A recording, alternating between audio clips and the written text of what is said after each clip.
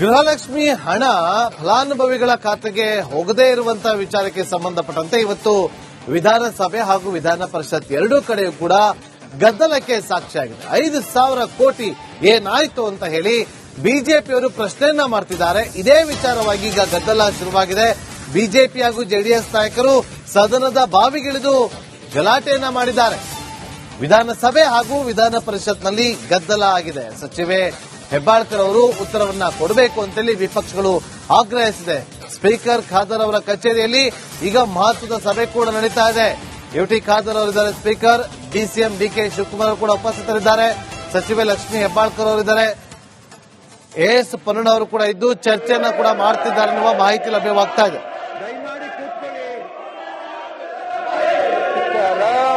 ದಯಮಾಡಿ ಕೂತ್ಕೊಳ್ಳಿ.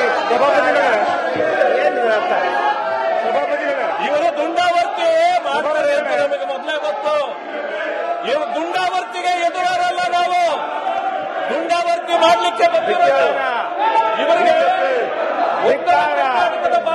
ರೈತರ ಸಮಸ್ಯೆ ಆಗಲಿ, ಇದರ ಪ್ರಶ್ನೆ ರೈತರ ಬಗ್ಗೆ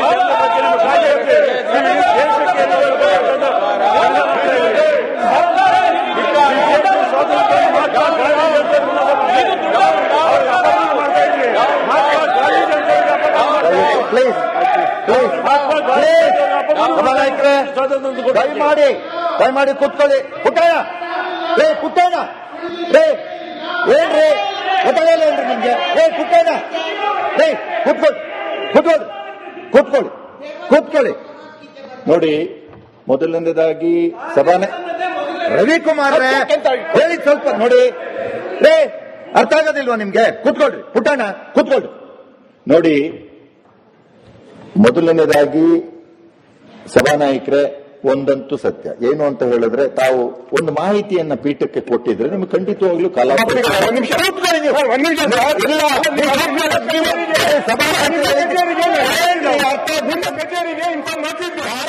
ಮತ್ತಷ್ಟು ಮಾಹಿತಿಯನ್ನು ಕೊಡೋದಕ್ಕೆ ನಮ್ಮ ಪೊಲಿಟಿಕಲ್ ರಿಪೋರ್ಟರ್ ಬಸವರಾಜ್ ನೇರ ಸಂಪರ್ಕದಲ್ಲಿ ಜಾಯ್ನ್ ಆಗಿದ್ದಾರೆ. ಬಸವರಾಜ್, ಇವತ್ತು ಒಂದ್ ರೀತಿಯಲ್ಲಿ ಸದನದ ಬಾವಿಗಿಳಿದು ವಿಪಕ್ಷದವರು ಗಲಾಟೆ ಗದ್ದಲವನ್ನ ಸೃಷ್ಟಿ ಮಾಡಿದ್ದಾರೆ.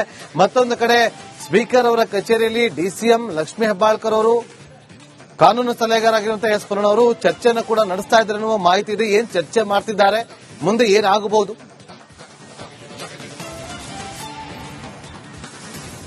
ಖಂಡಿತ ನಾಗೇಂದ್ರ ಬಾಬು, ಸದನಕ್ಕೆ ಒಂದು ಬಾರಿ ಉತ್ತರವನ್ನ ಕೊಟ್ಟ ಮೇಲೆ ಅದು ಸರಿಯೋ ತಪ್ಪು ಅನ್ನೋಂಥದ್ದು ವಿಚಾರ ಬರುತ್ತೆ. ಸರಿ ಅಂತ ಉತ್ತರ ಇದ್ದೆ ಅದು ಸರಿಯಾಗಿರುತ್ತೆ.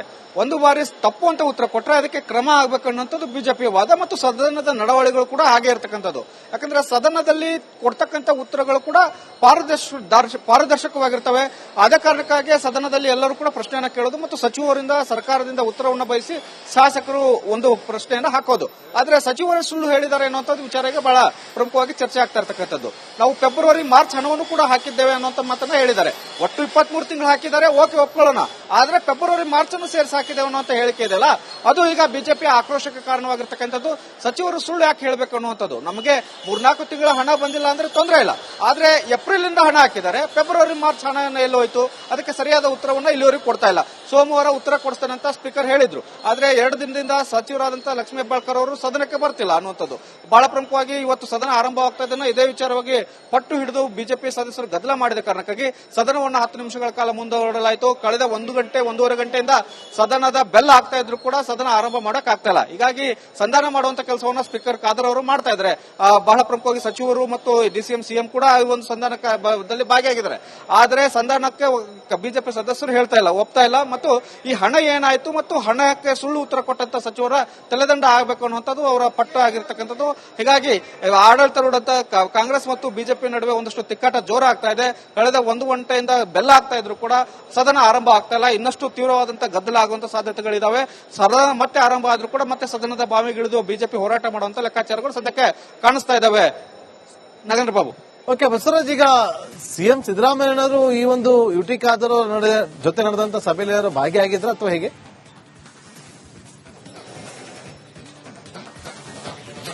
ಖಂಡಿತ ಮೊನ್ನೆಯಿಂದ ಕೂಡ ಸಂಧಾನ ಸಭೆಯನ್ನ ಮಾಡ್ತಾನೆ ಇದ್ದಾರೆ ಯಾರು ಸ್ಪೀಕರ್ ಖಾದರ್ ಅವರು.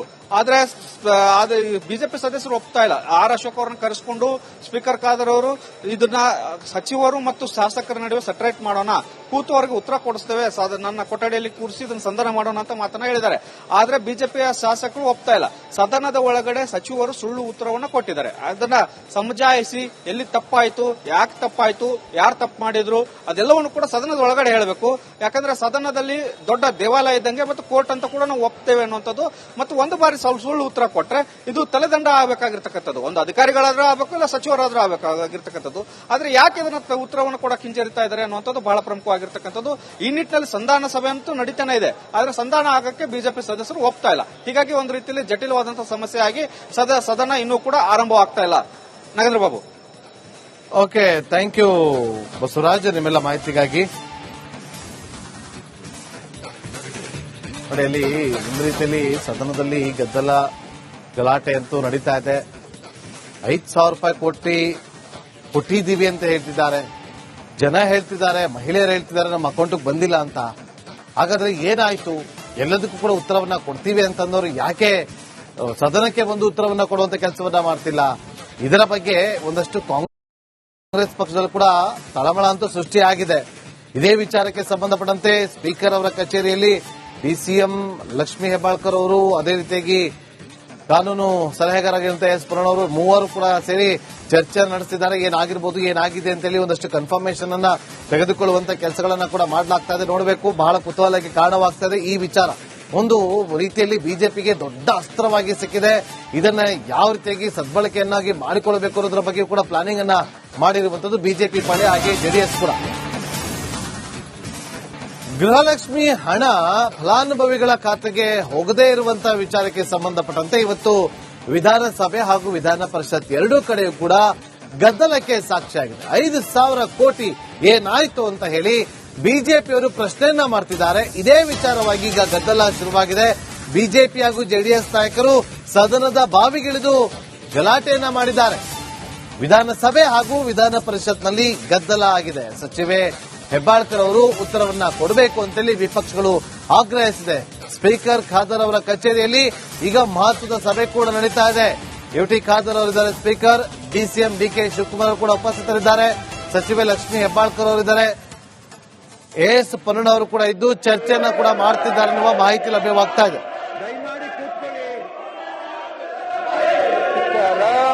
ದಯಮಾಡಿ ಕೂತ್ಕೊಳ್ಳಿ. ಇವರು ದುಂಡಾವರ್ತಿ ಮಾಡ್ತಾರೆ ಅಂತ ನಮಗೆ ಮೊದಲೇ ಗೊತ್ತು. ಇವರು ದುಂಡಾವರ್ತಿಗೆ ಎದುರಾರಲ್ಲ, ನಾವು ದುಂಡಾವರ್ತಿ ಮಾಡ್ಲಿಕ್ಕೆ ಬಂದಿರೋದು. ಇವರಿಗೆ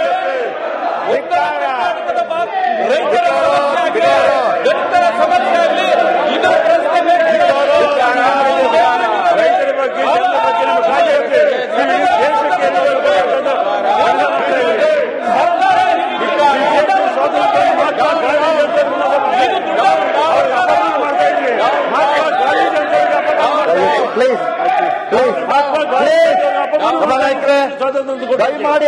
ದಯಮಾಡಿ ಕೂತ್ಕೊಳ್ಳಿ. ಪುಟ್ಟಣ್ಣ ರೇ, ಪುಟ್ಟಣ್ಣ ರೇ, ಏನ್ರಿ ಗೊತ್ತಾಗಲ್ಲೇನ್ರಿ ನಿಮ್ಗೆ? ರೇ ಪುಟ್ಟಣ್ಣ ರೇ, ಕೂತ್ಕೊಳ್ಳಿ ಕೂತ್ಕೊಳ್ಳಿ ಕೂತ್ಕೊಳ್ಳಿ ಕೂತ್ಕೊಳ್ಳಿ.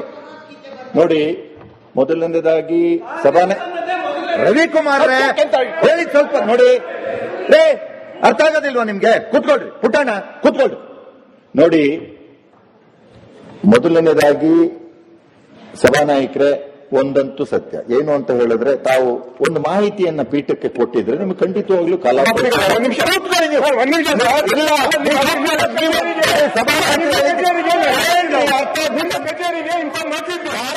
ಮತ್ತಷ್ಟು ಮಾಹಿತಿಯನ್ನು ಕೊಡೋದಕ್ಕೆ ನಮ್ಮ ಪೊಲಿಟಿಕಲ್ ರಿಪೋರ್ಟರ್ ಬಸವರಾಜ್ ನೇರ ಸಂಪರ್ಕದಲ್ಲಿ ಜಾಯ್ನ್ ಆಗಿದ್ದಾರೆ. ಬಸವರಾಜ್, ಇವತ್ತು ಒಂದು ರೀತಿಯಲ್ಲಿ ಸದನದ ಬಾವಿಗಿಳಿದು ವಿಪಕ್ಷದವರು ಗಲಾಟೆ ಗದ್ದಲವನ್ನ ಸೃಷ್ಟಿ ಮಾಡಿದ್ದಾರೆ. ಮತ್ತೊಂದು ಕಡೆ ಸ್ಪೀಕರ್ ಅವರ ಕಚೇರಿಯಲ್ಲಿ ಡಿಸಿಎಂ ಲಕ್ಷ್ಮೀ ಹೆಬ್ಬಾಳ್ಕರ್ ಅವರು, ಕಾನೂನು ಸಲಹೆಗಾರರಾಗಿರುವಂತಹ ಎಸ್ ಪುರಾಣ್ ಅವರು ಚರ್ಚೆಯನ್ನು ಕೂಡ ನಡೆಸ್ತಾ ಇದ್ದಾರೆ ಅನ್ನುವ ಮಾಹಿತಿ ಇದೆ. ಏನ್ ಚರ್ಚೆ ಮಾಡ್ತಿದ್ದಾರೆ, ಮುಂದೆ ಏನಾಗಬಹುದು?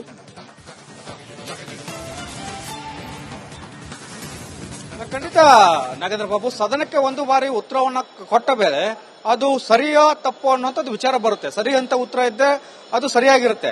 ಒಂದು ಬಾರಿ ತಪ್ಪು ಅಂತ ಉತ್ತರ ಕೊಟ್ಟರೆ ಅದಕ್ಕೆ ಕ್ರಮ ಆಗಬೇಕು ಅನ್ನೋಂಥದ್ದು ಬಿಜೆಪಿ ವಾದ ಮತ್ತು ಸದನದ ನಡವಳಿಕೆಗಳು ಕೂಡ ಹಾಗೆ ಇರತಕ್ಕಂಥದ್ದು. ಯಾಕಂದ್ರೆ ಸದನದಲ್ಲಿ ಕೊಡ್ತಕ್ಕಂಥ ಉತ್ತರಗಳು ಕೂಡ ಪಾರದರ್ಶಕವಾಗಿರ್ತವೆ. ಆದ ಕಾರಣಕ್ಕಾಗಿ ಸದನದಲ್ಲಿ ಎಲ್ಲರೂ ಕೂಡ ಪ್ರಶ್ನೆಯನ್ನ ಕೇಳೋದು ಮತ್ತು ಸಚಿವರಿಂದ ಸರ್ಕಾರದಿಂದ ಉತ್ತರವನ್ನು ಬಯಸಿ ಶಾಸಕರು ಒಂದು ಪ್ರಶ್ನೆಯನ್ನ ಹಾಕೋದು. ಆದ್ರೆ ಸಚಿವರು ಸುಳ್ಳು ಹೇಳಿದ್ದಾರೆ ಅನ್ನುವಂಥದ್ದು ವಿಚಾರಕ್ಕೆ ಬಹಳ ಪ್ರಮುಖವಾಗಿ ಚರ್ಚೆ ಆಗ್ತಾ ಇರತಕ್ಕಂಥದ್ದು. ನಾವು ಫೆಬ್ರವರಿ ಮಾರ್ಚ್ ಹಣವನ್ನು ಕೂಡ ಹಾಕಿದ್ದೇವೆ ಅನ್ನುವಂಥ ಮಾತನ್ನ ಹೇಳಿದ್ದಾರೆ. ಒಟ್ಟು 23 ತಿಂಗಳು ಹಾಕಿದ್ದಾರೆ, ಓಕೆ ಒಪ್ಕೊಳ್ಳೋಣ. ಆದ್ರೆ ಫೆಬ್ರವರಿ ಮಾರ್ಚ್ ಅನ್ನು ಸೇರಿಸಿ ಹಾಕಿದ್ದೇವೆ ಅನ್ನುವಂಥ ಹೇಳಿಕೆ ಇದೆಯಲ್ಲ, ಅದು ಈಗ ಬಿಜೆಪಿ ಆಕ್ರೋಶಕ್ಕೆ ಕಾರಣವಾಗಿರ್ತಕ್ಕಂಥದ್ದು.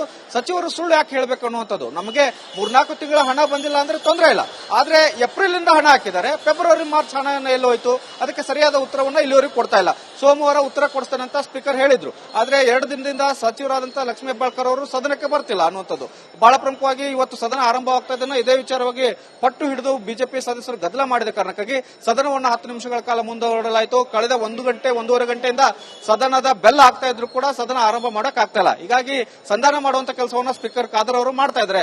ಬಹಳ ಪ್ರಮುಖವಾಗಿ ಸಚಿವರು ಮತ್ತು ಡಿಸಿಎಂ ಸಿಎಂ ಕೂಡ ಈ ಒಂದು ಸಂಧಾನದಲ್ಲಿ ಭಾಗಿಯಾಗಿದ್ದಾರೆ. ಆದ್ರೆ ಸಂಧಾನಕ್ಕೆ ಬಿಜೆಪಿ ಸದಸ್ಯರು ಹೇಳ್ತಾ ಇಲ್ಲ, ಒಪ್ತಾ ಇಲ್ಲ. ಮತ್ತು ಈ ಹಣ ಏನಾಯ್ತು ಮತ್ತು ಹಣಕ್ಕೆ ಸುಳ್ಳು ಉತ್ತರ ಕೊಟ್ಟಂತ ಸಚಿವರ ತಲೆದಂಡ ಆಗಬೇಕು ಅನ್ನುವಂಥದ್ದು ಅವರ ಪಟ್ಟು ಆಗಿರ್ತಕ್ಕಂಥದ್ದು. ಹೀಗಾಗಿ ಆಡಳಿತಾರೂಢ ಕಾಂಗ್ರೆಸ್ ಮತ್ತು ಬಿಜೆಪಿ ನಡುವೆ ಒಂದಷ್ಟು ತಿಕ್ಕಾಟ ಜೋರ ಆಗ್ತಾ ಇದೆ. ಕಳೆದ 1 ಗಂಟೆಯಿಂದ ಬೆಲ್ಲ ಆಗ್ತಾ ಇದ್ರು ಕೂಡ ಸದನ ಆರಂಭ ಆಗ್ತಾ ಇಲ್ಲ. ಇನ್ನಷ್ಟು ತೀವ್ರವಾದಂತಹ ಗದ್ದಲ ಆಗುವಂತ ಸಾಧ್ಯತೆಗಳಿದಾವೆ. ಸದನ ಮತ್ತೆ ಆರಂಭ ಆದ್ರೂ ಕೂಡ ಮತ್ತೆ ಸದನದ ಬಾವಿಗಿಳಿದು ಬಿಜೆಪಿ ಹೋರಾಟ ಮಾಡುವಂತ ಲೆಕ್ಕಾಚಾರಗಳು ಸದ್ಯಕ್ಕೆ ಕಾಣಿಸ್ತಾ ಇದಾವೆ. ನಾಗೇಂದ್ರ ಬಾಬು.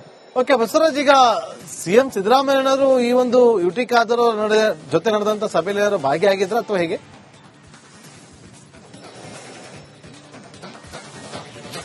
ಖಂಡಿತ ಮೊನ್ನೆಯಿಂದ ಕೂಡ ಸಂಧಾನ ಸಭೆಯನ್ನ ಮಾಡ್ತಾನೆ ಇದ್ದಾರೆ ಯಾರು ಸ್ಪೀಕರ್ ಖಾದರ್ ಅವರು. ಆದ್ರೆ ಬಿಜೆಪಿ ಸದಸ್ಯರು ಒಪ್ತಾ ಇಲ್ಲ. ಆರ್ ಅಶೋಕ್ ಅವರನ್ನ ಕರೆಸಿಕೊಂಡು ಸ್ಪೀಕರ್ ಖಾದರ್ ಅವರು ಇದನ್ನ ಸಚಿವರು ಮತ್ತು ಶಾಸಕರ ನಡುವೆ ಸೆಪರೇಟ್ ಮಾಡೋಣ, ಕೂತುವರೆಗೆ ಉತ್ತರ ಕೊಡಿಸ್ತೇವೆ, ನನ್ನ ಕೊಠಡಿಯಲ್ಲಿ ಕೂರಿಸಿ ಇದನ್ನು ಸಂಧಾನ ಮಾಡೋಣ ಅಂತ ಮಾತನ್ನ ಹೇಳಿದ್ದಾರೆ. ಆದ್ರೆ ಬಿಜೆಪಿಯ ಶಾಸಕರು ಒಪ್ತಾ ಇಲ್ಲ. ಸದನದ ಒಳಗಡೆ ಸಚಿವರು ಸುಳ್ಳು ಉತ್ತರವನ್ನ ಕೊಟ್ಟಿದ್ದಾರೆ. ಅದನ್ನ ಸಮಜಾಯಿಸಿ ಎಲ್ಲಿ ತಪ್ಪಾಯ್ತು, ಯಾಕೆ ತಪ್ಪಾಯ್ತು, ಯಾರು ತಪ್ಪು ಮಾಡಿದ್ರು ಅದೆಲ್ಲವನ್ನು ಕೂಡ ಸದನದ ಒಳಗಡೆ ಹೇಳಬೇಕು. ಯಾಕಂದ್ರೆ ಸದನದಲ್ಲಿ ದೊಡ್ಡ ದೇವಾಲಯ ಇದ್ದಂಗೆ ಮತ್ತು ಕೋರ್ಟ್ ಅಂತ ಕೂಡ ನಾವು ಒಪ್ತೇವೆ ಅನ್ನುವಂಥದ್ದು. ಮತ್ತು ಒಂದು ಬಾರಿ ಸುಳ್ಳು ಉತ್ತರ ಕೊಟ್ರೆ ಇದು ತಲೆದಂಡ ಆಗಬೇಕಾಗಿರ್ತಕ್ಕಂಥದ್ದು. ಒಂದು ಅಧಿಕಾರಿಗಳಾದ್ರೂ ಆಗಬೇಕು, ಇಲ್ಲ ಸಚಿವರಾದ್ರೂ ಆಗಬೇಕಾಗಿರ್ತಕ್ಕಂಥದ್ದು.